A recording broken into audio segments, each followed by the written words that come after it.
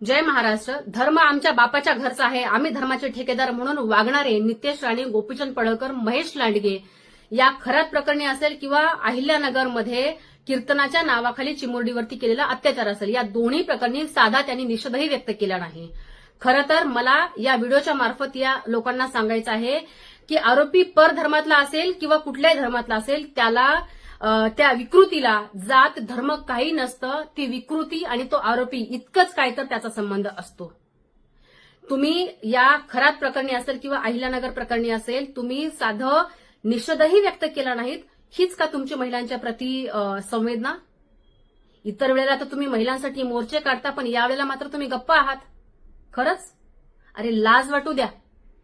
असो, या व्हिडिओच्या सोबतच मला रुपाली चाकणकरांना एक आठवण करून द्यायची आहे की त्या रात्री म्हणाल्या मीडियाशी बोलत असताना की मी वारकरी संप्रदायाशी निगडीत असल्या कारणाने किंवा माझा परिवार वारकरी संप्रदायाशी निगडीत असल्या कारणानं त्या खरातला मी आणि माझ्या घरातल्यांनी गुरु मानला. म्हणून मला रुपाली चाकणकर यांना एक सांगायचं आहे की मी स्वतः वारकरी संप्रदायातून आलेली आहे. माझं घर वारकरी संप्रदायाशी निगडीत आहे. वारकरी संप्रदायाचा आणि भोंदूंचा काही एक संबंध नाही. तुम्ही आता महिला आयोगाचा राजीनामा दिलेला आहात. तुमच्याकडे चिकार वेळ आहे.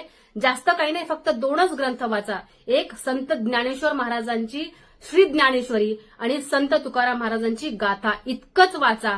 म्हणजे तुम्हाला संप्रदाय कळेल आणि संप्रदायाचा आणि भोंदू थोतांडाचा काही संबंध आहे का हे तुम्हाला कळेल.